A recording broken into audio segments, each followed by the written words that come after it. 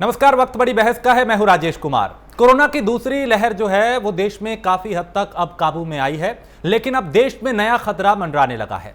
Corona के बाद तेजी से बढ़ते ब्लैक फंगस के मामलों ने अब डर बनाना शुरू कर दिया है।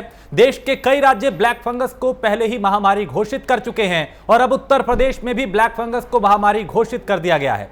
दरअसल उत्तर प्रदेश में ब्लैक फंगस का खतरा लगातार बढ़ता जा रहा है और राजधानी लखनऊ में भी ब्लैक फंगस के मरीजों की संख्या बढ़ रही है।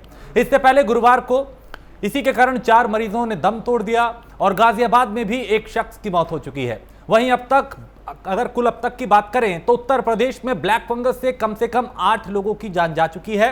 उत्तर प्रदेश में अब तक ब्लैक फंगस से करीब 150 मामले सामने आ चुके हैं। उधर दूसरी तरफ आने वाले वक्त में कोरोना की तीसरी लहर भी आने वाली है, जिसके चलते ब्लैक फंगस का खौफ और भी बढ़ रहा है। दूसरी तरफ केंद्रीय स्वास्थ्य मंत्रालय राज्यों और केंद्र शासित प्रदेशों से महामारी रोग अधिनियम 1897 के तहत ब्लैक फंगस को महामारी घोषित करने का आग्रह कर चुका है। तो अब सवाल उठता है कि ब्लैक फंगस से कितना खतरा है और किन लोगों को इससे ज्यादा खतरा है, साथ ही सरकार की इसको लेकर क्या तैयारी है और विपक्ष इन तैयारियों को लेकर क्या कहता है। यानी विपक्ष के नजरिए से इन तैयारियों को देखें तो फिर विपक्ष का क्या कहना है। ऐसे तमाम सवाल होंगे जिनके साथ हम पैनल के साथ अगले 1 घंटे तक चर्चा करेंगे। एक वरिष्ठ पैनल हमारे साथ होगा आपसे चंद मिनटों में, कुछ देर में। उनसे हम समझेंगे कि इस ब्लैक फंगस को लेकर क्या तैयारी है सरकार की, क्या इसके लक्षण हैं, कैसे इससे निपटा जाएगा। क्योंकि अभी कोरोना की दूसरी लहर है, तीसरी की चेतावनी दी गई है। तीसरी लहर कोरोना की और आगे आने वाले वक्त में ये जो अब ब्लैक फंगस का खतरा है ये कितना खतरनाक है, इस पर काबू कैसे पाया जाएगा, इसको लेके क्या तैयारियां हैं, क्या इसके लक्षण हैं, तमाम चीजें आज हम अगले 1 घंटे तक इसको समझेंगे। सोशल मीडिया पे जो लोग हमारे साथ इस वक्त जुड़े हैं, आप लोगों से भी गुजारिश है, अगर आपका कोई सवाल हो ब्लैक फंगस से जुड़ा हुआ तो आप अपने नाम के साथ हमसे सवाल पूछ सकते हैं। हम कोशिश करेंगे उस सवाल का जवाब अपने एक्सपर्ट पैनल के साथ लें और आप तक उसका सही जवाब पहुंचे। तो ब्लैक फंगस का हमला आंख पर ज्यादा होता है, इसके अलावा कुछ और बातें हम आपको बताते हैं इससे जुड़ी हुई। नाक, आंख, ये वो जगह है जहां पे ब्लैक फंगस का इफेक्ट ज्यादा होता है। चेहरे पे ये असर ज्यादा करता है,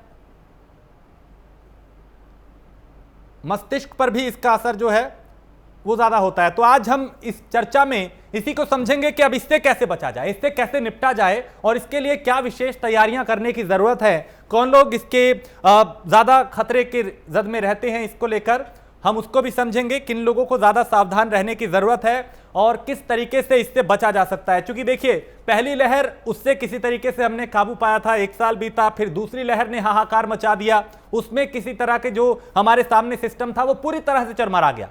कहीं पे ऑक्सीजन के अभाव में लोगों ने दम तोड़ दिया, कहीं पर बेड की कमी के चलते लोगों की जान चली गई, कहीं अस्पताल में बेड नहीं मिला उसके चलते, यानी सुविधाओं के अभाव के चलते भी बहुत से लोग ऐसे थे जो अभी कई साल जी सकते थे, लेकिन वो हमारे बीच में अब नहीं है। अब इसी चुनौती के बीच में, इस महामारी के बीच में ब्लैक फंगस ने दस्तक दे दी है। अब इस पे ये एक नई मुसीबत है सबके सामने, लिहाजा इसके क्या लक्षण हैं, कैसे इस पर काबू पाया जाएगा, सरकारों की इसको लेके क्या तैयारी है, महामारी घोषित करने के क्या मायने हैं, तमाम चीजों को हम समझेंगे। एक वरिष्ठ पैनल होगा अब से कुछ मिनटों में हमारे साथ, उनसे भी हम जानेंगे कि आखिर सरकारों की क्या तैयारी है, मेडिकल स्टाफ की क्या तैयारी है, डॉक्टर्स इसे कितनी बड़ी चुनौती के रूप में देख रहे हैं, तमाम अस्पतालों की क्या तैयारी है, क्या क्या कमियां हैं और कैसे उनको दुरुस्त किया जा सकता है, कैसे इससे निपटा जा सकता है। ये वो सवाल हैं जिनके जवाब हम तलाशेंगे। और अगर आपके जहन में भी कोई सवाल है, इस वक्त जो हमारे साथ अलग अलग प्लेटफॉर्म पे, सोशल मीडिया पे हमारे साथ जुड़े हैं, आप लोग भी अपना सवाल अपने नाम के साथ हमसे पूछ सकते हैं। एक्सपर्ट पैनल में से हम कोशिश करेंगे आपके सवाल का जवाब लें, आप तक पहुंचाएं। प्राइम न्यूज की कोशिश हमेशा रही है, चाहे कोरोना महामारी हो, चाहे ब्लैक फंगस हो, लोगों को वक्त वक्त पे हम जागरूक करते रहे हैं। मुहिम हमारी यही है कि लोगों को सचेत रखना है, जागरूक रखना है, बचाना है उन्हें, देश को, प्रदेश को, अवाम को। और इसी को लेकर वक्त वक्त पे हम तमाम ऐसी चर्चाएं करते रहे हैं और एक्सपर्ट से बात करते रहे हैं, उनके सुझाव लेते रहे हैं, लोगों के जो प्रश्न हैं उनके भी जवाब लेते रहे हैं।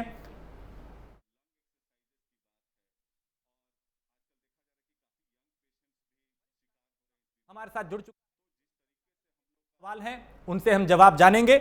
हमारे साथ विजय खेड़ा हैं, प्रवक्ता हैं भारतीय जनता पार्टी के। डॉक्टर राज्यपाल कश्यप हैं, प्रवक्ता है समाजवादी पार्टी के, और डॉक्टर निशा खन्ना है जो कि साइकोलॉजिस्ट हैं, और डॉक्टर प्रांजल अग्रवाल अब से कुछ देर में हमारे साथ जुड़ेंगे। आप तीनों का बहुत स्वागत है। सबसे पहले मैं विजय खेरा जी आपके पास आऊंगा। दूसरी लहर का भी हम सामना कर रहे हैं, महामारी ने सब कुछ तहस नहस कर दिया, बहुत हद तक अब धीरे धीरे उस पर काबू पाया जा रहा है, लेकिन अब एक नई महामारी ब्लैक फंगस, इससे निपटने की क्या तैयारी सर? एक ब्लैक फंगस ये नया रोग नहीं है, ये रोग पुराना है, पहचाना हुआ है, इससे डॉक्टर्स लोग पहले से वाकिफ हैं। तो होता बहुत कम था, और दूसरी बात यह है डेंजरस बहुत था।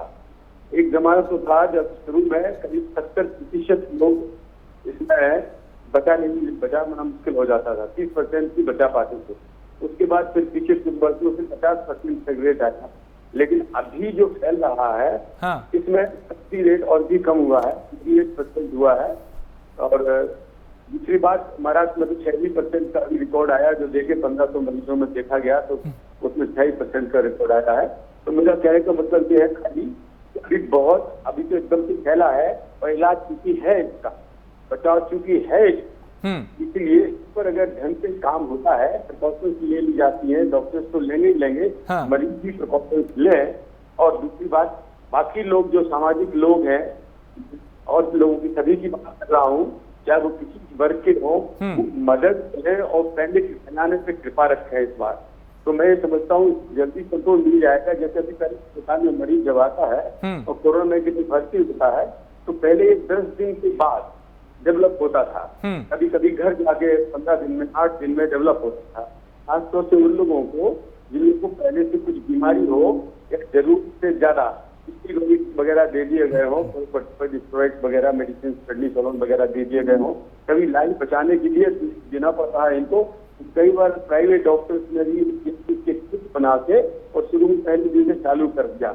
ये आज पहली नई बात नहीं है। लेकिन विजय खेरा जी, क्या अभी जो इस पहले ही हम सब के सामने एक कोरोना महासंकट है, मेडिकल स्टाफ तमाम उसमें झुका हुआ है कि कैसे उसमें जुटा है कि कैसे लोगों को बचाया जाए, उन तमाम चीजों के बीच में अब ये ब्लैक फंगस का बीच में आना, क्योंकि आप कह रहे हैं कि पहले से है, जाहिर सी बात है पहले से, लेकिन अभी मामले ज्यादा आने लगे हैं, क्या सरकार की तैयारियां इसको लेकर हैं? क्या अस्पताल उतने अपग्रेड किए गए हैं? क्या इसको लेके मेडिकल स्टाफ के साथ चर्चा की है, एक्सपर्ट के साथ बात की गई है कि कैसे इससे निपटा जाए? इसमें सबसे बड़ी बात है, लेकिन एक्सपर्ट को तो सब मालूम है इस बीमारी के बारे में कि कोरोना टाइप नहीं है कि नए सिरे से कुछ जानकारी करना हो। लगभग सभी डॉक्टर्स और स्पेशलिस्ट लोग इससे वाकिफ हैं, इसके इलाज से भी वाकिफ, और इसका इलाज है भी। पहले से इसमें एक इंजेक्शन था एम्फीटेरिसिन बी, जो यूज होता है और इससे ठीक हो जाते हैं मरीज। पर अभी दिक्कत ये है कि जैसे हर चीज की कालाबाजारी होती है, उसके लिए केंद्र सरकार ने सारी सरकारों से बोला है कि इसकी कालाबाजारी रोकने का सबसे पहले प्रयास करें। दूसरी बात, जहाँ पर ये महामारी घोषित हो गई है, उन स्टेट ने इसकी सप्लाई अपने हाथ में ले ली है, और क्योंकि इसकी सप्लाई अगर हाथ में नहीं लेंगे तो बाजार में मिलना मुश्किल हो जाएगी। ठीक है। तीसरी बात ये है कि लगती काफी डोज में है, करीब 2 फाइल लगाना पड़ते हैं और 800 दिन तक लगते हैं।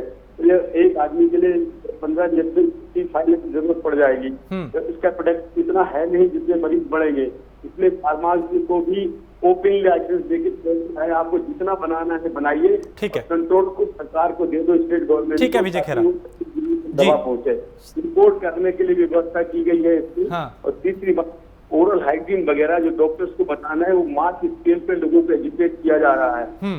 मरीज के एडमिट होने पे और डिस्चार्ज होने पे सारी बातें अब बता रहे हैं कि घर जाके क्या करना है। और बाकी अभी आपके मीडिया से एक बात तो कहीं बता दूं, सारे लोगों तक ये पहुंच भी जाए कि अगर उनको कभी ये लगे तुरंत नाक से ब्लॉक होने के बाद कोई काली चीज या काला बलगम आता है, इमीडिएटली वो डॉक्टर के पास। बिल्कुल, और हम अभी डॉक्टर से भी इसको समझेंगे कि इसके क्या लक्षण है, किन्हें ज्यादा खतरा है। लेकिन पहले मैं आपकी प्रतिक्रिया इसीलिए ले रहा था कि आखिर सरकार की इसको लेके क्या तैयारी है। बतौर विपक्ष राज्यपाल कश्यप, मैं आपसे समझना चाहूंगा राज्यपाल के ये जो तैयारियां सरकार की हैं ब्लैक फंगस को लेकर, आप लोग संतुष्ट हैं इससे, या फिर कोई और सुझाव इसमें जोड़ना चाहेंगे कि ये किया जा सकता है और बेहतर होगा? देखिए, जिस तरीके से कोरोना महामारी ने, हाँ, उससे हमें सबक लेना चाहिए, क्योंकि सेकेंड वेव थी, और सेकेंड वेव में जिस तरीके से लोगों को दिक्कतें हुई, ऑक्सीजन की वजह से तड़प तड़प के लोग मरे, हॉस्पिटल में बेड नहीं मिले, दवाइयां नहीं मिली, ब्लैक मार्केटिंग हुई है और कहीं ऑक्सीमीटर तक नहीं मिल रहा था। और ये महामारी अब गांव में फैल गई है और गांवों में लगातार गांवों में एक तरीके से दहशत है।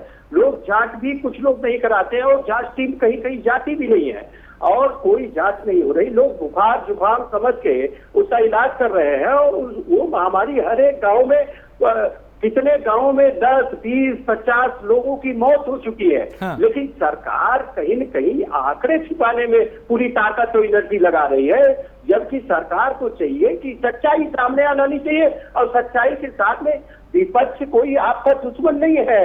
विपक्ष आपकी मदद करने के लिए, आपको संज्ञान लाने के लिए आपकी बातें, जो सरकार के चापलूस लोग हैं जो आपको नहीं बता सकते, जो सरकार की चापलूसी करते हैं, वो नहीं सच्चाई बता सकते, तो वो विपक्ष वो काम कर रहा है, आपके सामने सच्चाइयां लाने का काम कर रहा। लेकिन विपक्ष को झुठला दोगे, सुप्रीम कोर्ट को झुठला दोगे, हाई कोर्ट को झुठला दोगे। कितने शिक्षकों की मौत हुई और इनके सरकारी योगी जी की सरकार ने दाखिल किया कि 3 शिक्षकों की मौत हुई उसमें चुनाव इलेक्शन ड्यूटी में। आप बताइए, जब एक इतने इम्पोर्टेंट जो शिक्षक है उनको झुठलाया नहीं जा सकता। हाँ। उनके आंकड़े छुपा ले रहे हो, तो गांव में जो गरीब आदमी मर रहा है उसके क्या आंकड़े क्या करोगे? आप इन शमशान घाटों से आंकड़े मंगाइए और जो इन्होंने जारी किए उन आंकड़ों को मिलाइए, सब में डिफरेंस मिलेगा। कई जगह की रिपोर्टों में डिफरेंस है। तो हमारा कहना है कि सरकार को सच्चाई के साथ में, ईमानदारी के साथ में लोगों की वाकई में मदद करने के लिए ये झूठे आंकड़े, झूठी चीजें, और जब ऑक्सीजन के लोग तड़प रहे थे तो सरकार कह रही थी, मुख्यमंत्री कह रहे थे कि ऑक्सीजन पर्याप्त है, तो ये एक तरीके से कहीं न कहीं जले पे नमक छिड़कने का काम कर रहे थे। और हमारे प्रदेश में और देश में लोग लड़ रहे हैं, अभी भी घरों में पड़े हैं, घर में अपनी बीमारी से लड़ रहे हैं, अपने आप लड़ रहे हैं, क्योंकि कोई व्यवस्था नहीं है सरकारी। कहीं से व्यवस्था तंत्र फेल हो गया है।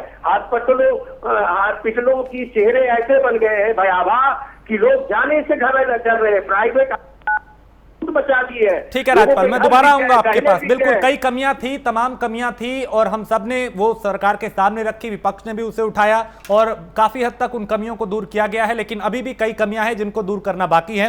डॉक्टर निशा खन्ना, मैं अब आपके पास आऊंगा और मैं चाहता हूं आप डिटेल में विस्तार से बताएं हमारे दर्शकों को, आप भले ही ज्यादा वक्त लें, कि ये ब्लैक फंगस क्या है, इसके लक्षण क्या है, किन लोगों को इससे ज्यादा खतरा है और कैसे इससे बचा जा सकता है? I'm sorry, I think so you are asking the wrong person on question. I'm a psychologist. Okay. So, I'm really sorry. I think so.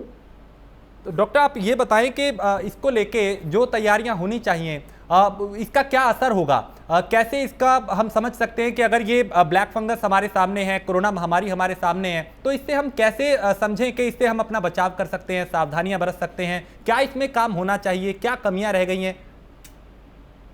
देखिए, अगर आप बात करेंगे कि हम कोरोना जैसे सिचुएशन में हैं, तो अपने आप को मेंटल हेल्थ का ध्यान कैसे रख सकते हैं, मैं उस बारे में बात कर सकती हूँ। बेसिकली एक टिप्स वर्ड हम यूज कर सकते हैं, हम नॉर्मल यूज करते हैं कि क्या टिप्स होने चाहिए हमें अपनी मेंटल हेल्थ को ठीक रखने के लिए। स्पेशली कोरोना जैसे में हमें बहुत सारे लोगों को इमोशनल सेटबैक्स लग रहे हैं, डिप्रेशन, एंजाइटी, स्ट्रोक्स हो रहे हैं, बहुत लोगों को पैनिक अटैक्स हो रहे हैं और बहुत लोग अपना मेंटल बैलेंस खो रहे हैं। कुछ लोग इमोशनली अनस्टेबल हो रहे हैं, बल्कि इवन रिसर्च में भी आया है कि बहुत सारे लोगों को बाइपोलर या बॉर्डर लाइन जैसी मूड स्विंग्स की रिलेटेड प्रॉब्लम्स हो रही हैं।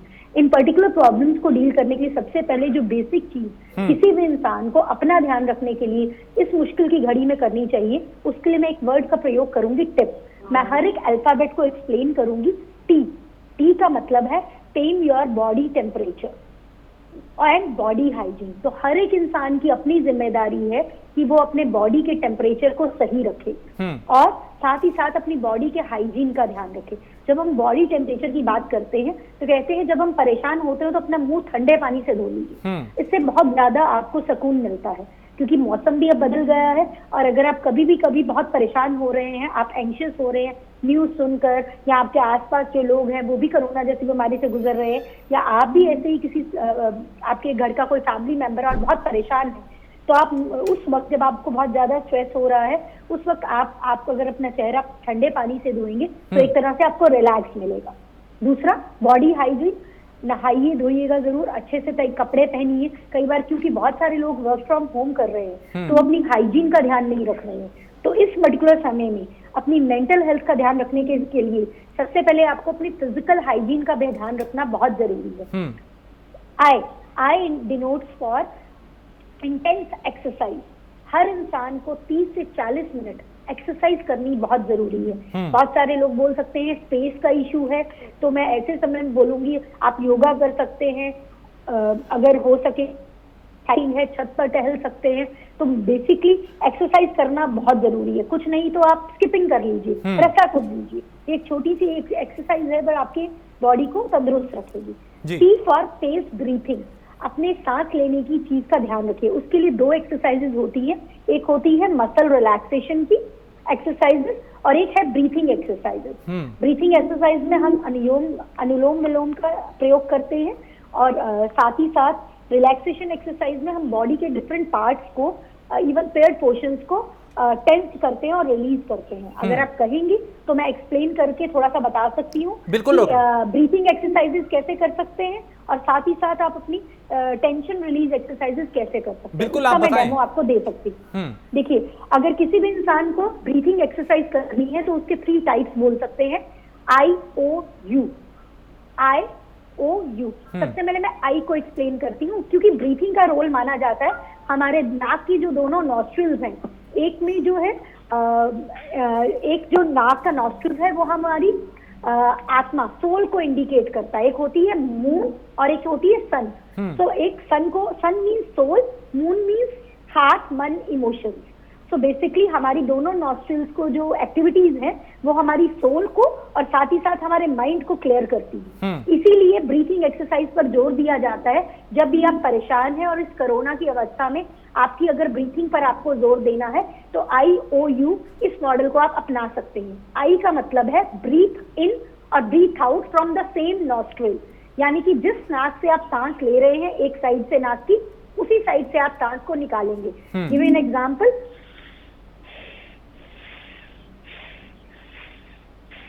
मतलब मैंने राइट से सांस लिया और राइट से निकाला। इसी तरह मैं लेफ्ट से सांस 3 बार लूंगी और लेफ्ट से ही निकालूंगी।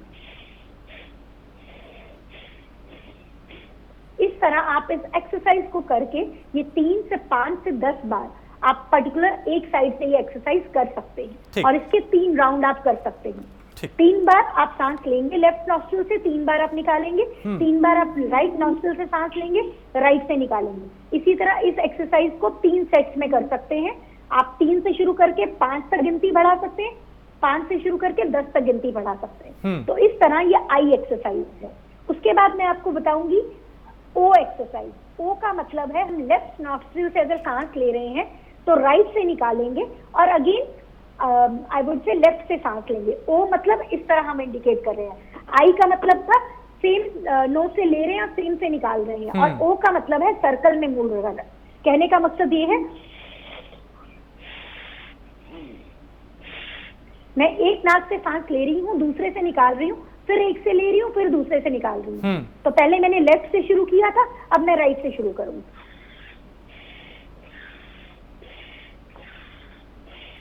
तो इस तरह मैं इस ओ टेक्निक को अपनाऊंगी। इसे भी मैं, क्योंकि ओ सर्कल लेफ्ट से शुरू होकर राइट तक और फिर लेफ्ट से शुरू होकर राइट तक ओ है। उसके बाद आती है यू टेक्निक। यू का टेक्निक का मतलब है मैं जिस नाक से सांस लूंगी, जबकि जिस नॉस्ट्रिल से सांस लूंगी, दूसरी तरफ से निकालूंगी और फिर उसी तरफ से सांस लूंगी। अगर मैंने लेफ्ट से सांस लिया, मैं राइट से निकालूंगी और फिर राइट से ही सांस लूंगी और लेफ्ट से निकालूंगी। तो ये यू अल्फाबेट बन जाएगा, जिसका मतलब है हम इस तरह से सांस एक साइड से लेंगे और दूसरी उसी तरफ से बाहर को निकालेंगे। कहने का मकसद ये है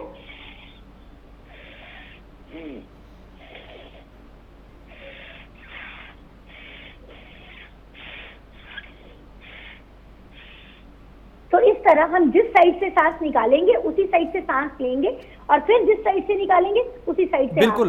और डॉक्टर निशा, जिस तरीके से आप बिल्कुल आपने जिस विस्तार से बताया, जो दर्शक हमें देख रहे हैं इस वक्त, वाकई बहुत आपने काम की चीजें बताई हैं और आगे भी हम आपसे और बहुत कुछ पूछेंगे, जानेंगे मनोवैज्ञानिक तौर पे क्या असर पड़ा और कैसे उस पर काबू पाया जाएगा। लेकिन विजय जी, मैं आपके पास आऊंगा, चूंकि आप प्रवक्ता हैं और सरकार भारतीय जनता पार्टी की है, सरकार की तैयारियां, रणनीति, उस पर आपसे बात होगी। ऐसे में ब्लैक फंगस को लेकर चूंकि कई राज्य महामारी घोषित कर चुके हैं, उत्तर प्रदेश ने भी आज इसको महामारी घोषित किया है, इसके मायने क्या है? और अलग से अगर मैं एक और बात करूं कि इससे निपटने की तैयारी, चूंकि मैंने पहले भी पूछा था, एक बार फिर विस्तार से मैं जानना चाहता हूं कि तैयारी क्या है निपटने की, और इस महामारी का घोषित करने के मायने क्या है, इससे निपटा कैसे जाएगा? क्या बड़े पैमाने पर लोग जागरूक होंगे? कैसे उन्हें किया जाएगा? चूंकि हमने देखा कोरोना को काबू करने के लिए कई सराहनीय कदम सरकार की तरफ से उठाए गए, लेकिन ब्लैक फंगस को लेकर क्या रणनीति है? देखिए, महामारी घोषित करने से सरकार के पास कुछ अन्य नियंत्रण भी हाथ में आ जाते हैं जो आमतौर से नहीं होते।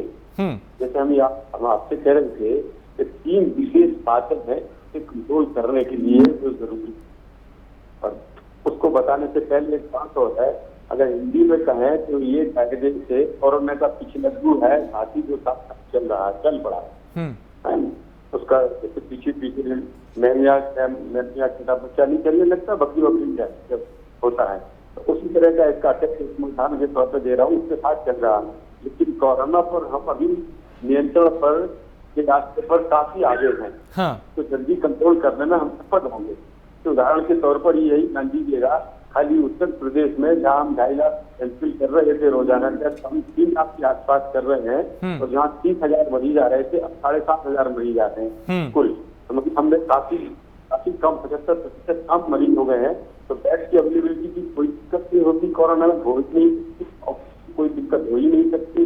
तो सप्लाई पूरे बेड के हिसाब से करने के हिंदुस्तान में तो हो रहे हैं लोग, राहत की बात है सबके लिए, हम लोगों के लिए, आपके सभी लोगों के लिए राहत है इस बात से कम मरीज पूरे देश में कम हो रहे हैं। कुछ प्रदेशों में अभी कंट्रोल नहीं है, धीरे धीरे हो रहा है। समझता हूँ कि ये दूसरी लाइन के ट्रीटमेंट है, डॉक्टर्स के लिए इस बात कम से कम फ्री रहेंगे, इलाज कर सके। जो भी 16-18 घंटे डॉक्टर लोग रहते थे वार्ड में, अब उन्हें थोड़ा समय से मिल पाएगा। और इसमें 3 बातें मुख्य रूप से हैं, क्योंकि मैं डॉक्टर भी हूँ, बेसिकली रिटायर्ड सीएमओ हूँ, तो मैं ये बता सकता हूँ कि सबसे पहली बात है अलर्ट रहने की बात है। सारे मरीजों तक या सारे लोगों तक ये अलर्टनेस का होना चाहिए, वे ओरिजिनल अपना हाइजीन ओरल का मौका ठीक रखते हैं। मौका मतलब जैसे हम लोग ट्रीट करते हैं, साफ सफाई करते हैं, जीवी करते हैं, ये सब छोड़ दिया मॉडर्न में आजकल। ब्रश पे चालू हो जाते हैं, भर के उंगली दातुन सब छोड़ चुके हैं लोग। तो नीम की दातुन बड़ी कारगर साबित होती थी पहले, क्योंकि उसमें ऐसी चीजें होती है जो बैक्टीरिया मारती भी है और शुगर को भी रोकती है। इस तरह से है, चलो तो वो उनको अपना ओरल हाइजीन वगैरह क्लियर रखना चाहिए। और जब अस्पताल जाए तो तुरंत जैसे ही अगर उनको ये लगता है इस तरह की कोई बात हो रही है, उनका दर्द रुक रहा है या उन्हें नंबनेस यानी कि कुछ ऐसे लग रहा है कि जिससे फीलिंग गायब हो जाती है घुटनों में, इस तरह की फीलिंग अगर आती है उनको, उन्हें तुरंत डॉक्टर को संपर्क करना चाहिए। इस तरह इंतजार न करें तो उन्हें कोरोना है कि नहीं है, या निगेटिव था या पॉजिटिव था, इसका इंतजार नहीं करना चाहिए, उनको तुरंत डॉक्टर को संपर्क करना चाहिए। दूसरी बात, जो हिंदुस्तान में एक आदत है, आप कहीं भी बात करेंगे किसी से भी, थोड़ी सी ऊपर से आपको 40 रुपये चढ़ा देगा हर चीज से। इस पर जरा कंट्रोल रहे, और लोगों से निवेदन है कि वो लोगों की बात न माने, डॉक्टर से ही बात करें, क्योंकि उसमें अगर उन्हें अपने हिसाब से दवाइयां खाई तो निश्चित रूप से केस बिगड़ जाएगा। और ज्यादातर उनको वो कॉशियस रहना चाहिए जिनको डायबिटीज है या कैंसर है, इस तरह की क्रोनिक बीमारी न हो, तो टीबी वगैरह होते हैं लोगों को, उन लोगों को पे जल्दी पकड़ता है। तो शुगर का लेवल अपना कंट्रोल करके रखें सभी डायबिटिक लोग, जिन है लापरवाही न बरतें, और जिन्हें थोड़ा भी शक हो रहा है वो तुरंत शुगर का टेस्ट करा लें। तो वो अलर्टनेस के बारे में। दूसरा, जब डिस्चार्ज करें तो डॉक्टर उसमें देखने में उसकी जांच करें, और उन्हें बता दीजिए कि घर जाके अगर 10 दिन में 15 दिन में भी अगर तुम्हें समस्या होती तो तुरंत आप अस्पताल में डॉक्टर को संपर्क कीजिए। दूसरी चीज है दवा का। अभी आपसे कहा कि जैसे पीछे हुआ था, दवा की ब्लैक मार्केटिंग हो गई थी, लोगों ने होर्डिंग कर ली थी। अब प्रदेश सरकारों को इसमें एकदम जागरूक और सावधान रहना चाहिए। इसीलिए ये महामारी घोषित कर रहे हैं, ताकि तुरंत उसके ऊपर उन्हें पकड़ा जा सके, उन्हें उठा के डाला जा सके जेल में। इस तरह की प्राविधान उनको अब मिल जाएंगे महामारी से घोषित होने के बाद। और वैसे ऐसा हो भी गया है, भारत सरकार ने बात के आदेश जारी किए हैं कि इसकी कंट्रोल स्टेट गवर्नमेंट अपने पास ले ले। और जहाँ जहाँ महामारी घोषित हुई है, सबने अपने आप कंट्रोल ले लिया है। तो अभी कुछ कंपनी बनाती थी, पर 8-10 कंपनियों को पूरी सुविधाएं दे दी गई है, भारत सरकार ने दी, और स्टेट गवर्नमेंट को कुछ इम्पोर्ट भी करने पड़ेगी हमको, ये दवाई इम्पोर्ट करने की व्यवस्था की जाती है। ठीक है विजय खेरा जी, मुझे वैसे फालतू बोलने की आपकी जरूरत है। एक बात पर मैं बता देना चाहता हूँ, दवाई की शॉर्टेज हो सकती है, क्योंकि एकदम बीमारी बढ़ेगी, दवाई की शॉर्टेज होगी, और इसमें समस्या सबसे बड़ी ये है कि ये दवा कभी भी 15 दिन से पहले नहीं बन सकती है। ये जानकारी लोगों को होना चाहिए। अगर आज बनाना शुरू करेंगे तो उसमें कोई किसी दुनिया की ताकत नहीं है जो उसको 6 दिन में बना दे। बनाने के बाद उसको कुछ पीरियड के लिए रखना होता है, 5-6 दिन के लिए, और फिर उसका ट्रायल होकर तब वो निकलती है बाहर में। तो आज जो शुरू कर रहे हैं वो, और जो पहले से शुरू करती है वो दवाइयाँ, कुछ इम्पोर्ट ऑर्डर भी दे दिए गए और दिए भी जा रहे हैं। ये सब इलाके दवाइयों की शॉर्टेज से हमें कंट्रोल करना है और तुरंत डॉक्टर्स के पास जाना है। तो हमारे हिसाब से तो डॉक्टर सरकार ने पूरी अच्छी तरह से तैयारी कर ली हुई है, और अब इसमें ज्यादा पैनिक की जरूरत नहीं है। बस ये है कि बात को जैसे अभी बोल रहे थे कुछ प्रवक्ता, तो उस पर दायरा रखते हैं, क्योंकि उससे अगर शुरू करोगे ना, आप किसी गलती लेके आया तो पूरी चीज की है कि झूठ बोला केजरीवाल ने, अंदर किसने क्या किया, इसको छोड़ दीजिए। ठीक है, नहीं हम उनसे भी जानेंगे, उनसे भी समझेंगे, क्योंकि महामारी के दूसरे दौर में तमाम सवाल विपक्ष ने भी उठाए थे, जो कमियां थी वो दिखाई थी, और विपक्ष का बतौर जिम्मेदारी भी है ये चर्चा। हम इस बात पे कर रहे हैं कि उत्तर प्रदेश में चूंकि ब्लैक फंगस को महामारी घोषित कर दिया गया है, और इसको लेकर सरकार की क्या तैयारियां हैं, विपक्ष उन तैयारियों को कैसे देख रहा है, डॉक्टर्स इसको लेकर कितने सतर्क हैं, कितने एक्टिव हैं, इन तमाम चीजों को हम जानने की कोशिश कर रहे हैं। हमारे साथ एक वरिष्ठ पैनल है जिसमें विजय खेरा है, भारतीय जनता पार्टी के प्रवक्ता हैं, और राजपाल कश्यप हैं, प्रवक्ता समाजवादी पार्टी के, डॉक्टर निशा खन्ना है जो कि साइकोलॉजिस्ट हैं। और विजय खेरा जी की बात आपने सुनी होगी राजपाल जी, और उन्होंने कई बातों का जिक्र किया, बताया कि तैयारियां क्या है, कैसे उससे निपटा जाएगा। लेकिन महामारी के दूसरे दौर में आप लोगों ने तमाम सवाल उठाए थे, लापरवाही के साथ यहाँ पे महामारी है और मुख्यमंत्री यहाँ वहां प्रचार कर रहे हैं। लेकिन अब अगर देखें आप ब्लैक फंगस को लेकर, तो जो तत्परता होनी चाहिए वो दिखाई दे रही है, चूंकि वक्त रहते यहाँ पे कदम उठाए जा रहे हैं सरकार की तरफ से। देखिए राकेश जी, ब्लैक फंगस अभी पेशेंट थोड़े कम है। मेरा कहने का मतलब तैयारी अच्छी बात है, तैयारी थी तो 1 साल से घोषणाएं हो रही थी कि महामारी को मैंने जीत लिया, ये कर दिया, पूरी वाहवाही लूटी जा रही थी, हर मंचों से बोला जा रहा था कि मैंने अपनी पूरे संसाधनों से पूरी महामारी को जीत लिया। लेकिन जब महामारी आई, तब इसीलिए मैं कह रहा हूँ कि सच्चाई से रहना चाहिए सरकार को। अगर सच्चाई से जितनी घोषणाएं की थी, जितने आंकड़े उनके हॉस्पिटल बता रहे थे, जितने उन्होंने हॉस्पिटल खोल दिए थे आंकड़ों में, होर्डिंगों में, प्रचार में, वो हॉस्पिटल अगर काम कर रहे होते, या जो पिछली गवर्नमेंट में माननीय अखिलेश यादव जी ने हॉस्पिटल बना दिए थे उनको ठीक से चला भी दिए होते। हम तो पूछना चाहते, गोरखपुर में तो एक हॉस्पिटल नहीं बना पाए थे, न लखनऊ की राजधानी में एक हॉस्पिटल का नाम नहीं है जिसका शिलान्यास किया हो, उद्घाटन किया हो। मेरा कहने का मतलब है कि और जब की इच्छा शक्ति होनी चाहिए, और सरकार अगर काम करने पे उतर आए तो सरकार ही काम करती है। सरकार का इतना बड़ा तंत्र है, सरकार लोकतंत्र में मुख्यमंत्री और प्रधानमंत्री को इतनी ताकत है और इतना बड़ा तंत्र, इतना अमला उसको दिया जाता है कि वो जिस महामारी से, जिस चीज से लड़ना चाहे, वो उनकी इच्छा शक्ति है, उनकी योग्यता के ऊपर डिपेंड है। वो उनकी योग्यता, उनके टैलेंट पे हमें सारे शस्त्र दिए हुए हैं, सारी ताकत है। हमारे देश में कोई ऐसी ताकत नहीं है। और आपने देखा होगा पिछला लॉकडाउन लगा था तो श्रमिक, यहाँ के हिंदुस्तान का हर नागरिक बहुत मेहनती है, श्रमिक देश के इस कोने से उस कोने तक चले गए पैदल, और दिल्ली से दरभंगा तक लड़कियां अपने बाप को लेकर चली गई, कितने लोग रास्ते में खत्म हो गए, वो भी मंजर देखा था हमने। लेकिन सरकार ने वाहवाही बाद में लूटने का काम किया कि नहीं, मैंने सब व्यवस्थित कुछ नहीं किया था, लोग अपने आप अपने घर गए थे। और कितने लोग मर गए, एक व्यक्ति के यहाँ सरकार गई हो तो बताओ, जितने लोग उत्तर प्रदेश में मरे, माननीय अखिलेश यादव जी ने 1-1 लाख रुपए देने काम किया, लोग मर गए, उनको कोई पूछने वाला नहीं, कोई भूख से मर गया रास्ते में चलते चलते, कोई पैदल चलते चलते मर गया। आज भी जो लोग मरे हैं ऑक्सीजन से, जिनका पूरा परिवार तबाह हो गया, सरकार का एक नुमाइंदा उनके घर गया हो तो बताओ, एक नुमाइंदा गया हो। लेकिन हाँ, अब तो जब सरकार आंकड़े मैनेजमेंट और ब्लैक फंगस, अब तो मैं देख रहा हूँ व्हाइट फंगस भी आ रहा है, कई प्रदेशों में व्हाइट फंगस भी। तो इन सब चीजों को, महामारी और इन सब चीजों को लड़ने के लिए देखिए, आपके देश में और आपके प्रदेश में न पैसे की कमी है, न देश में पैसे की कमी है, ना हमारे डॉक्टर, एक्सपर्ट, वैज्ञानिकों की कमी है। उनकी सलाह तो मानो आप, उनकी सलाह तो आप मानते नहीं हो।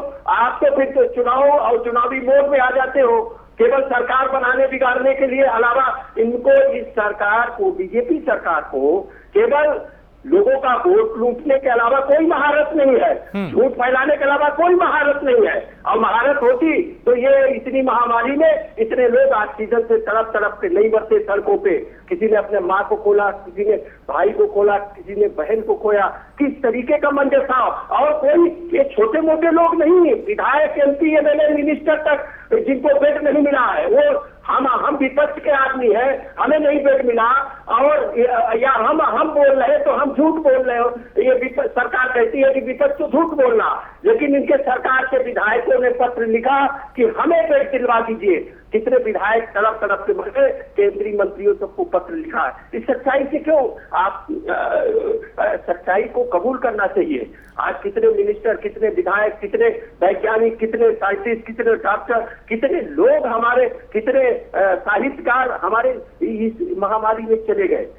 कितने पत्रकार साथी, कितने पत्रकार साथी। तो मेरा कहने का मतलब है कि सच्चाई को स्वीकारना चाहिए।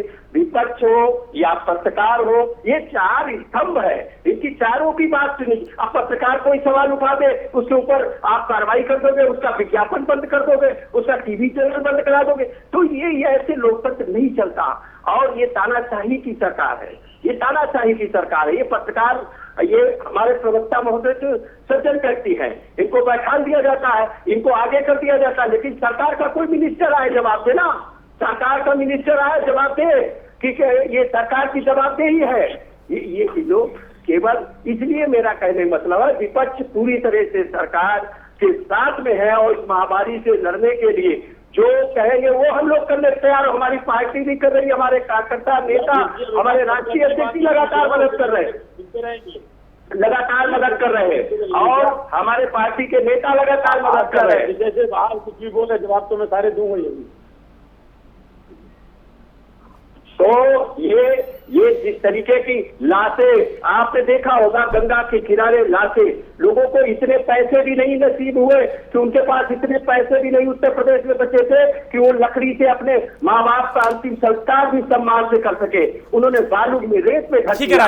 आपने ये तो आप मैं दोबारा आऊंगा, महाकुंभ करा रहे थे। मैं दोबारा आऊंगा आपके पास। ये तमाम बातें हो चुकी हैं राजपाल जी। देखिए, ये जो तमाम बातें हो चुकी हैं, अब आगे की हम चाहते हैं कि आगे की रणनीति बनाई जाए, उसमें अगर कोई कमी है तो उस पर सरकार का ध्यान दिलवाया जाए। डॉक्टर निशा, मैं आपसे समझना चाहूंगा मनोवैज्ञानिक तौर पे कि लोगों में डर बहुत है मौजूदा वक्त में। हम देखें चाहे कोरोना को लेकर, ब्लैक फंगस को लेकर, और एक तनाव की स्थिति है। इसको कैसे कम किया जा सकता है, इस पे कैसे काबू पाया जा सकता है? और तनाव दोनों को डील करने के लिए कुछ टेक्निक्स होती हैं। जिस तरह मैंने टिप शब्द का प्रयोग किया, अब मैं स्ट्रेस शब्द का प्रयोग करूंगी, जिससे लोग अपने स्ट्रेस के लेवल को कंट्रोल कर पाएंगे और फेयर की कंडीशन को भी हैंडल कर पाएंगे। तो फेयर से पहले मैं स्ट्रेस वर्ड के हर एक अल्फाबेट को मैं डिनोट करूंगी। अगर हम कैपिटल्स में STRESS बोलते हैं तो S denotes for sports activity. अगर हम अपने आप को हर रोज 30 से 40 मिनट या 1 घंटा रोज स्पोर्ट्स एक्टिविटी में लगाएं, किसी तरह की फिजिकल एक्टिविटी, चाहे वो घर पे बैठ के डांस ही करें, चाहे वो योगा करें, जिस भी तरीके की चीज हम करना चाहते हैं जिससे हम फिजिकल एक्टिविटी। अगर आपके पास स्पेस है तो आप अगर अपनी छत पर जाके बैडमिंटन भी खेल सकते हैं तो वो भी अपने आप में एक फिजिकल एक्टिविटी है। अगर आपके घर में साइकिलिंग कर सकते हैं तो वो भी एक फिजिकल एक्टिविटी है। तो सबसे पहले अपने आप को किसी फिजिकल एक्टिविटी में, कुछ लोग घर में बैठकर जैसे दंड बैठक कर सकते हैं तो वो भी अपने आप में एक फिजिकल एक्टिविटी है। रिलैक्सेशन एक्सरसाइजेस भी अपने आप में एक फिजिकल एक्टिविटी है। T for trips. ट्रिप्स का मतलब है हॉलीडे और हॉबी, क्योंकि हम घर से बाहर तो निकल नहीं सकते हैं। तो हॉलीडे और हॉबी का मतलब भी है कि हम अपने आप से छुट्टी ले रहे हैं। छुट्टी ले रहे हैं टीवी और मोबाइल से, अपने आसपास के लोगों से, किसी से कोई बात नहीं कर रहे हैं और अपनी फीलिंग्स के साथ टाइम स्पेंड कर रहे हैं और हॉबीज में लगा रहे हैं। हॉबीज का मतलब है किसी को कोई कोर्स करना है वो कोर्स कर रहा है, किसी को पढ़ाई करनी है वो पढ़ाई कर रहा है, किसी को कुकिंग करनी है वो कुकिंग कर रहा है, किसी को आई वुड से स्केचिंग करनी है, पेंटिंग करनी है, डांस करना है, गाना गाना है। जो आपको पसंद है, जो आपका मन करता है, जो आपको खुशी देता है। हाँ। अगर और कुछ नहीं तो अपनी फीलिंग्स के साथ टाइम स्पेंड करना। आप अच्छा महसूस कर रहे हैं, बुरा महसूस कर रहे हैं, गुस्सा आ रहा है, क्यों आ रहा है, कैसे आ रहा है, किस लिए आ रहा है, इन सब चीजों को एनालाइज करना, अपने आसपास, चाहे आप एक कमरे में ही हैं, उस छोटी सी जगह में भी अगर अपने आसपास के लोगों से बात नहीं करें और अपने दिल की बात सुने, क्योंकि जब हम कहते हैं ना, जब हम बाहर नहीं जा सकते तो अपने अंदर और अपने भीतर जाए। तो कोरोना का ये समय पिछले 13 महीनों से, और ये 14वां महीना है जब चल रहा है, जिसमें हम बाहर सर्च ना करके अपने भीतर के विचारों की तरफ और चले। तो मुझे लगता है लाइफ की, क्योंकि दिमाग में बहुत सारी नेगेटिविटी होती है, अगर हम उसी को छान लेना तो लाइफ हमारी बहुत सिंपल हो जाती है। उसके बाद आता है STR, art for recreation. Recreation का मतलब है एंटरटेनमेंट। आप कॉमेडी को अपने जीवन का हिस्सा बनाइए। अगर देखना भी है तो पॉजिटिव इंफॉर्मेशन लीजिए, अगर सुननी ही है तो अच्छी खबरें सुनिए जो मोटिवेट करती हैं, जिससे आपको ज्ञान मिलता है, आप अपने आप को बैलेंस और सुरक्षित कैसे रख सकते हैं। इन स्पाइट ऑफ दैट, अगर आप कोई मूवी देख सकते हैं, आप अगर कॉमेडी शोज देख सकते हैं, जिससे, क्योंकि हम सब लोग नेगेटिविटी ले रहे हैं, चाहे वो मीडिया का माध्यम हो, चाहे अपने दोस्तों से बात करके हो, तो कोशिश करिए थोड़ा सा ह्यूमर को अपनी जिंदगी का हिस्सा बनाइए। चाहे वो टीवी न्यूज सुनना हो, टीवी के शोज देखना हो, तो ऐसी चीजें देखिए जिससे हम हंस सके, क्योंकि हम सब लोग डायरेक्ट या इनडायरेक्ट फॉर्म में 80% नेगेटिविटी ले रहे हैं। देन आता है ईटिंग हेल्दी डाइट। हो सके तो दिन में 3 से 5 या 5 से 7 बार खाएं, एक ही बार में बिल्कुल मत खाएं। तो मेरा रिक्वेस्ट ये होगा कि थोड़ा थोड़ा खाएं। एक पराठा खा लीजिए, थोड़ी देर बाद आधा कप दूध पी लीजिए, थोड़ी देर बाद एक फ्रूट खा लीजिए। ऐसा नहीं कह रही कि मैं 7 बार दिन में या 5 बार खाना बनाइए, पर जो भी खाइए थोड़ा थोड़ा करके खाइए, क्योंकि जब हम परेशान होते हैं तो हमें एसिडिटी होने का ज्यादा होता है। तो मेरा ये मानना है कि अगर आप हर 2 घंटे बाद कुछ खाएंगे तो आपका दिल नहीं घबराएगा। साथ ही साथ 3 से 5 लीटर पानी पीजिए। 5 लीटर पानी पीने से आपकी इमोशंस जो है वो भी शांत होंगी। डेफिनेटली पसीना भी आता है, गर्मी का मौसम है, तो पानी बहुत ज्यादा कामनेस देगा। उसके साथ साथ हम शेयरिंग की बात करते हैं। अगर आप परेशान हो रहे हैं, अपने दिल की बात करिए, और उससे करिए जो आपको समझता है, जो आपके, शायद आपकी प्रॉब्लम का कोई हल नहीं बता पाए, पर कहते हैं बताने से भी दुख हल्का होता है। तो प्लीज, अगर आप परेशान हैं तो अपने आसपास के लोगों को बताइए, उन्हें कॉल करिए, अगर वीडियो कॉल कर सकते तो वीडियो कॉल करिए, पास बैठिए, उससे बात करिए। ऐसा नहीं हो कि बिल्कुल बात ना करें, और नीड बेस्ड बात करें। और साथ ही साथ दूसरे की बात जो सुन रहे हैं, उसमें भी नेगेटिव चीजों को अवॉइड करके पॉजिटिव बातें सुन। बिल्कुल, नेगेटिव चीजों को अवॉइड करना करते हैं। बिल्कुल। और लास्ट है साउंड स्लीप एंड स्माइल, क्योंकि हम जो बात ले रहे हैं, अगर आपके पास बात करने के लिए कोई नहीं है, आपके पास फोन का साधन भी नहीं है, आप किसी से बात कर सकते हैं, पेपर पर अपनी थॉट्स को लिखिए, बिना पढ़े फाड़ के डस्टबिन में फेंक दीजिए। Sound sleep and smile. तो डेफिनेटली कहते हैं मुस्कुराने से मुश्किलें हल हो जाती हैं। मुस्कुराने का मतलब ये नहीं होता कि हमारी लाइफ में प्रॉब्लम्स नहीं, कहते हैं मुस्कुराने का मतलब अपनी प्रॉब्लम्स को हैंडल करने की हिम्मत अपने है। सो प्लीज जैसे भी हो सके मुस्कुराने की कोशिश करिए, और वो चीजें करिए जो आपको खुशी देती है और आपके चेहरे पे स्माइल लाती है। ठीक, बहुत अच्छी बात आपने कही डॉक्टर निशा। दोबारा मैं आपके पास आऊंगा, लेकिन हमारे साथ डॉक्टर अनिल बंसल भी जुड़ चुके हैं, जो कि पूर्व अध्यक्ष हैं डीएमए के। डॉक्टर साहब, बहुत स्वागत है आपका प्राइम न्यूज में। डॉक्टर अनिल बंसल, आपसे समझना चाहेंगे, क्योंकि ब्लैक फंगस को लेकर हम बात कर रहे हैं, उत्तर प्रदेश में इसे महामारी घोषित कर दिया गया है। ये सर कितना खतरनाक है, इसके लक्षण क्या है और किन लोगों को इससे ज्यादा खतरा है? ये ब्लैक फंगस एक फंगस बीमारी होती है, फफूंदी इसको बोलते हैं। और फफूंदी जो है जहाँ मॉइस्चर हो रूटीन के अंदर, वहाँ भी होती रहती है। ब्लैक फंगस जो है, ये जो कोरोना के पेशेंट्स हैं, इनको अगर हम स्टेरॉइड दे रहे हैं अननेसेसरी, जिनको जरूरत है उनको देनी चाहिए। वो कह रहा है कि हर आदमी अपने आप से स्टेरॉइड ले रहा है जी, तो उसकी वजह से हमारी रेजिस्टेंस कम होती है, बॉडी रेजिस्टेंस, और जो बैक्टीरिया या फंगस बॉडी में आसपास होते हैं वो तेजी से फैल जाते हैं। ब्लैक फंगस देखा गया है कि नाक के रस्ते ये ब्रेन में, आंखों में, या हार्ट में या लंग में जा सकता है। और फंगल इन्फेक्शन जो है वो अपने आप ठीक नहीं होता, उसके लिए एंटी फंगल दवाइयाँ लेनी पड़ती हैं। उसमें अगर हम बाकी प्रिकॉशन लें तो सोचे कि ठीक हो जाएगा, ऐसा नहीं है।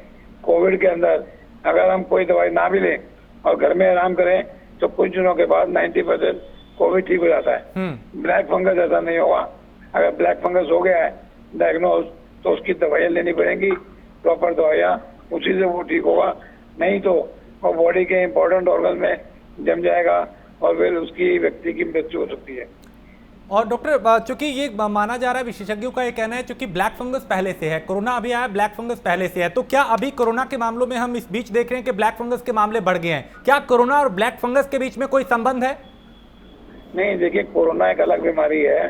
कोरोना जब होता है तो हमारी बॉडी वीक हो जाती है, ब्लैक फंगस पहले से पड़ा हुआ है, पहले कोई टेस्टिंग नहीं करते थे, कोई डायग्नोसिस नहीं करते थे। अब इसमें कुछ डायग्नोसिस हुआ तो सबने कहा कि इसको जांच की जाए, तो देखा गया जो डेथ के कारण है बहुत सारे इसलिए हैं कि पेशेंट को ब्लैक फंगस हो गया था और उसके सिम्टम सिमिलर वही हल्के से जो कोरोना के होते हैं वही होते हैं। तो सिम्टम के बेस पर कोई नहीं कह सकता कि ब्लैक फंगस है। हाँ, अगर कोविड हुआ है और आप स्टेरॉइड लेते रहे हैं या ओल्ड एज में है या आपकी रेजिस्टेंस पावर किसी डिजीज की वजह से कम है, जैसे diabetes, HIV, respiratory problem, hypertension, तो ऐसे लोगों को ब्लैक फंगस बढ़ सकता है और नुकसान कर सकता है। तो उन लोगों को ज्यादा ध्यान रखना चाहिए और अपना इन्वेस्टिगेशन करा के कंफर्म कराना चाहिए। और डॉक्टर साहब, बचाव के क्या रास्ते हैं इसके? जैसे हम कोरोना से बचने के लिए कहते हैं कि बार बार हाथ धोएं, मास्क पहने, सोशल डिस्टेंसिंग का पालन करें, क्या ब्लैक फंगस के लेकर भी किसी तरीके की कोई गाइडलाइंस है कि इससे बचाव किया जा सकता है, इसके संपर्क में ना आया जाए, कैसे बचा जा सकता है? देखिए, कोरोना के लिए हम इसलिए कहते हैं कोरोना की कोई दवाई नहीं बनी हुई और इसलिए उसका बेस्ट तरीका है हैंड सैनिटाइजेशन करना या कोविड बिहेवियर को मेंटेन करना। लेकिन इसके अंदर जो है ब्लैक फंगस के अंदर ऐसा नहीं होता, इसकी दवाइयां हैं और हाइजीनिक कंडीशन तो हर एक को मेंटेन करनी चाहिए। बार बार हाथ धोना, हैंड सैनिटाइज करना, गंदगी के अंदर ना जाना, हेल्दी खाना खाना, इन चीजों से अगर आपके अंदर फंगस नहीं गया तो ठीक है। बट अदरवाइज फंगस कोविड की दवाइयों की वजह से या बीमारी की वजह से ज्यादा फैल गया है तो उसकी दवाई लेनी पड़ेगी और उसकी डेफिनेट दवाइयां हैं। अगर दवाई लेंगे तो पूरा ठीक हो सकता है, कोई कॉम्प्लिकेशन नहीं होती। यानी डॉक्टर आप ये कह रहे हैं कि घबराने की जरूरत नहीं है, अगर किसी कोई इसकी चपेट में आता भी है तो इसका इलाज है, इसकी दवाएं हैं, घबराएं ना, आगे आए, जांच कराएं, इलाज कराएं। बिल्कुल ठीक आपने। ठीक है, आप बने रहिए डॉक्टर साहब। विजय खेरा, देखिए ये एक्सपर्ट पैनल जो है वो लगातार हमें विशेषज्ञ जो हैं वो बता रहे हैं कि क्या इसमें किया जा सकता है क्या नहीं। इसको लेके सरकार भी पूरी गंभीर है, क्योंकि देखिए एक तरफ तो अभी हमारी दूसरी लहर ही चल रही है, अब चुनौती एक ब्लैक फंगस भी है और तीसरी लहर भी है। तीसरी लहर में बच्चे ज्यादा प्रभावित हो सकते हैं, टीकाकरण को हमें बढ़ाना है, कई चुनौतियां सामने हैं। इसको लेके आपको लगता है कि सबको लेके रणनीति बनाई जा रही है ताकि नागरिकों की जान को सुरक्षित रखा जा सके, बचाया जा सके? दो बातें अभी डॉक्टर साहब कह रहे थे, इसका पता नहीं लगता है, बिल्कुल पता नहीं लगता है। तो मैं एक बात अभी कहना चाहता हूँ ना, पता इसका लगता है, आइडिया होता है। दो तीन चीजें हैं, उनका ध्यान रखना ही होगा मरीज को। अगर थोड़ा भी शून्य लगने लगे, कहीं गम्स में के शून्य हो जाते हैं जैसे दांतों के आसपास, तो समझ लीजिए तुरंत उसको डॉक्टर के पास जाना है। दूसरा, हमने शॉर्ट में एक बात और बताई थी, अगर काला बलगम दिखाई दे दांत से आता हुआ तो तुरंत डॉक्टर के पास जाना है। तीसरी बात, अगर दांतों में दाढ़ के आसपास खुफनापन सा लगता है कभी कभी, जैसे हमारा खाली है एरिया, ये 3 सिम्टम्स ऐसे हैं, 3 साइन जो मरीज खुद अपने आप को समझ सकता है। उसके बाद तो डॉक्टर देख ही लेगा। तो इन सिम्टम्स जब भी आए तो ये बात, पहली बात तो क्लियर कर दूं मैं कि इसका पता आइडिया हो सकता है। दूसरी बात, हम लोग अब इसमें तो चर्चा नहीं करेंगे, किसको ज्यादा होता है किसको कम होता है, लेकिन हाँ अगली बात जरूर है कि मैं फिर बार बार कह रहा हूँ, जैसे अभी सपा प्रवक्ता बैठे थे, वो राजनीति से बाहर नहीं आए थे, उन्होंने पानी चालू करके पुराना रटा हुआ अपना स्पीकर, उस समय ये भूल जाते हैं कि ऐसा न करें जैसे अखिलेश यादव जी ने वैक्सीन के साथ किया था। ये वैक्सीन खराब है, ये वैक्सीन नहीं लगेगी, ये साथ में नहीं किया था। अरे बोल लेना, अभी नंबर आएगा आपका, बोल लीजिएगा। इसके बाद इनके एक और नेता ने कहा था इससे नपुंसक हो जाते हैं वैक्सीन से, तो ऐसी कृपा रखें ये लोग अब। और ये जहाँ तक बजट का सवाल है, ये अंदाजा नहीं है कि सारा बजट सेफा ही चला जाएगा, ये गरीबों में जाएगा।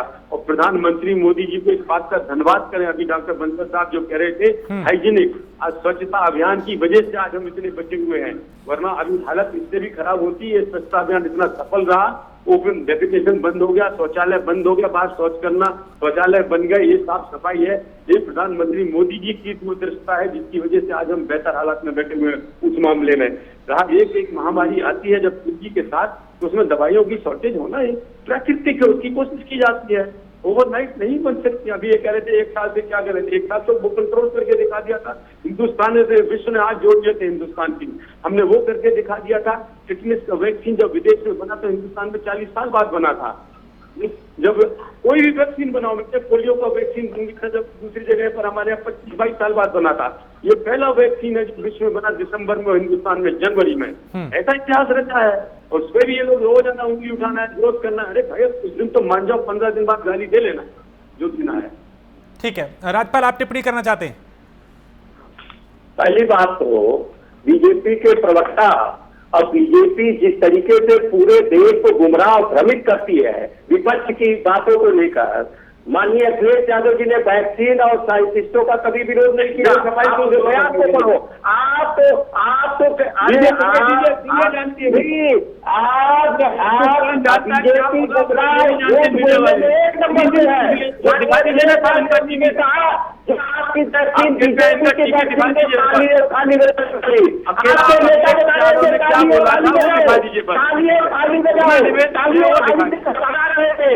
तो वैज्ञानिकों को भी अपमानित कर रहे थे, डॉक्टरों को अपमानित कर रहे थे, देश के प्रधानमंत्री ने आपके मिनिस्टर ये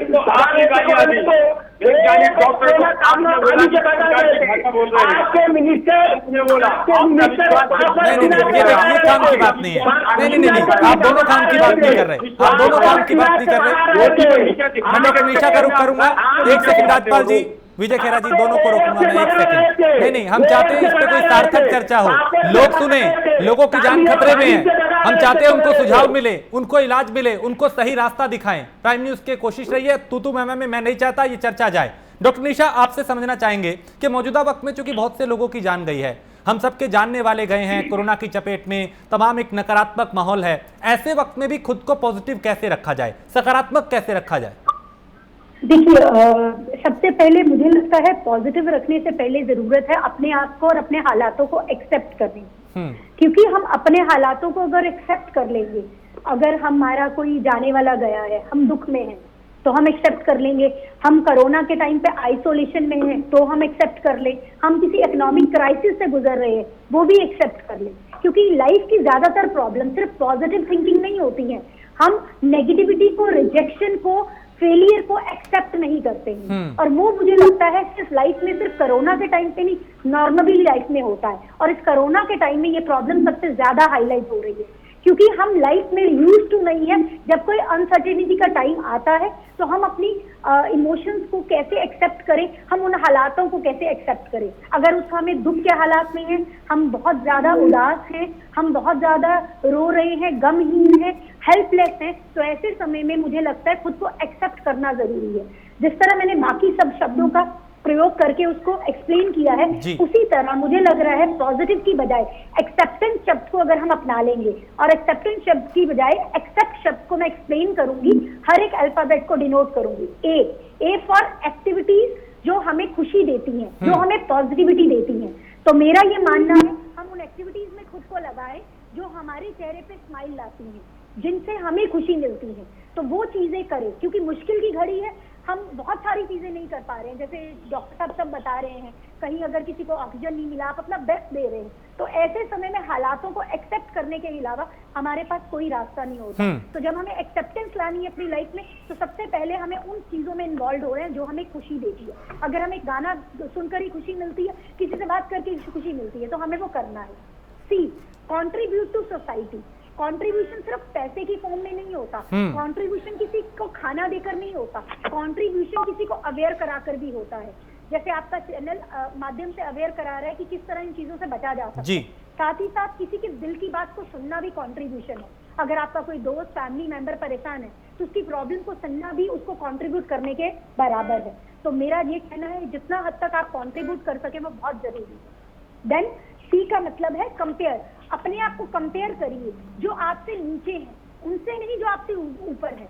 तो मोस्टली हमारी कंपैरिजन की आदत होती है, हम अपने आप को अपने से ऊपर वाले से कंपेयर करते हैं। कभी भी अपने आप को अपने से ऊपर वाले से कंपेयर ना करके जो आपसे कम है, अगर आपको बेड नहीं मिल रहा, ऑक्सीजन मिल गई है तो शुक्र मनाइए। जिन लोगों को ऑक्सीजन नहीं मिल पाई, आपको डॉक्टर से बात करे, उन लोगों का शुक्र मनाइए जो डॉक्टर को भी अप्रोच नहीं कर पा रहे हैं। तो प्लीज जितनी भी चीजें हैं, अगर हम अपने आप को अपने से नीचे से कंपेयर करेंगे तो इस सिचुएशन को एक्सेप्ट जल्दी से कर पाएंगे। बिल्कुल। देन ई का मतलब है इमोशंस। जो भी इमोशंस हमें आ रही है, दुख आ रहा है, गम आ रहा है, उदासी आ रही है, डिसअपॉइंटमेंट आ रही है, उन इमोशंस को हम फील करें। और उस इमोशंस को अगर आधा घंटा फील कर रहे हैं, उसके बाद बिल्कुल ऑपोजिट बिहेव करें। अगर मैं बहुत उदास हूँ, आधा घंटा उस उदासी में गुजारूं और उसके बाद वो चीजें करूं जो मुझे खुशी देती है। बिल्कुल उल्टा। अगर मैं गम में हूँ, अगर डीमोटिवेटेड हूँ, तो मोटिवेशन की चीजें करना। देन पी मतलब पुश अवे। अपनी जो नेगेटिव थॉट्स है उनको टेम्परली मैं कुछ टाइम बीन के लिए पीछे को धकेलूं, उनके बारे में नहीं सोचना, मुझे अभी इन थॉट्स को अभी नहीं सोचना, थोड़ी देर बाद सोचूंगा। ऐसा बहुत बार होता है, कोई चीज खो जाती है, मुझे ढूंढते हैं नहीं मिलती है, थोड़ी देर बाद आराम से बैठ जाते हैं तो वो चीज मिल जाती है। कुछ हद तक उन नेगेटिव थॉट्स को टेम्परली हमें पोस्टपोन करना है, पीछे करना है या उनको पॉज देना है। देन टी का मतलब है थॉट, अपनी एनर्जी को पॉजिटिविटी पर फोकस करना है, यानी कि फ्यूचरिस्टिक सोचना है, इमेजिन करनी है अच्छी अच्छी चीजें और अपने उन्हीं बातों को लेना है और उन्हीं लोगों से बात करनी है जो हमें मोटिवेट करे और रास्ता दिखाने की कोशिश करे। बिल्कुल। और लास्ट है सेंस ऑर्गन सेंसेशंस। हमें हर एक जो हमारे 5 सेंस ऑर्गन्स है, अपने आप को सेल्फ शूट करने की बहुत शॉर्ट में मैडम, बहुत शॉर्ट में, वक्त थोड़ा सा कम है, बहुत शॉर्ट में समझाइएगा। हाँ, तो उन 5 सेंस ऑर्गन्स का मैक्सिमम प्रयोग करना है। बिल्कुल, और आपने बहुत अच्छे तरीके से समझाया और जितने मुझे लगता है कि जो दर्शक इस वक्त हमें देख रहे हैं वो उनके लिए बेहद काम की चीज़ें ये रही होंगी, जिस विस्तार से आपने, जिस तरीके से आपने, जिस डिटेल में आपने बताया। डॉक्टर साहब, मैं आखिर में आपका चाहता हूँ एक टिप्पणी आप करें, आपके सुझाव क्या होंगे, क्योंकि एक खतरा है, एक डर है, ऐसे में क्या आपकी राय होगी, क्या सुझाव होगा आपका, बहुत जल्दी से सर? देखिए, घबराने की मेरा कहना है कि जरूरत नहीं है, बीमारी आई है, इसका मुकाबला करना है। 90% से लोग ऑटोमेटिकली ठीक हो जाते हैं। जिनके घरों में कोई कैजुअलिटी हो रही है उनको बड़ा केजरीवाल ने एक मैसेज दिया था, लाइफ इज गोइंग ऑन, हमें आगे बढ़ना है, मुकाबला करना है और टेंशन ना रखें, कोशिश करें टेंशन से दूर रहें, अपना हेल्दी खाना खाएं, व्यायाम करें और अगर बीमारी हो तो उसको छिपाए नहीं, उसको डायग्नोसिस करा के ट्रीटमेंट करवाएं। ठीक है, लोग उसको छुपाते हैं। जी, छुपाना नहीं है, बिल्कुल, अगर जिसमें लक्षण है वो आ गया है। राजपाल, आप कुछ कह रहे हैं, बहुत जल्दी से सर, 10 सेकंड। जी राकेश जी, मैं बीजेपी के प्रवक्ता महोदय से पूछना चाहता हूँ, क्योंकि उन्होंने आरोप लगाया कि सफाई में बचा चाहता। हाँ, सफाई में भी पीजीआई बनवाया है और गोरखपुर में भी एम्स बनवाने का शिलान्यास किया है। ठीक है, बहुत अच्छी बात है, अगर वहाँ पे एम्स बन रहा है, ये तमाम चीजें हो रही हैं। यहाँ पे 500 बेड का इंसेफ्लाइटिस का हॉस्पिटल भी गोरखपुर में भी बनवाया है, कई मेडिकल कॉलेज बनवाए, लखनऊ की राजधानी में बहुत अच्छी बात है, वक्त कम है राजपाल जी, बिल्कुल बहुत अच्छी बात है। अगर ये तमाम काम आप लोगों ने किए हैं तो जाहिर है सरकार की ये जिम्मेदारी होती है, ये कोई एहसान नहीं है प्रदेश के ऊपर, ये आपका काम था जब आप सरकार में रहे, और आज जो सरकार है उसका भी काम है लोगों को सुविधाएं देना। बहुत शुक्रिया आप सभी का, विजय खेरा, डॉक्टर अनिल बंसल, राजपाल जी और विजय खेरा जी, आप सभी का बहुत शुक्रिया। डॉक्टर निशा, आपका भी बहुत शुक्रिया इस चर्चा में शामिल होने के लिए। तो कोशिश चाहिए हमारी कि आप लोग जागरूक रहें, आप लोग समझें, घबराए नहीं, बस अगर आपके अंदर लक्षण है तो जांच कराएं, आगे आए, घबराने की जरूरत नहीं, इलाज हर चीज का है।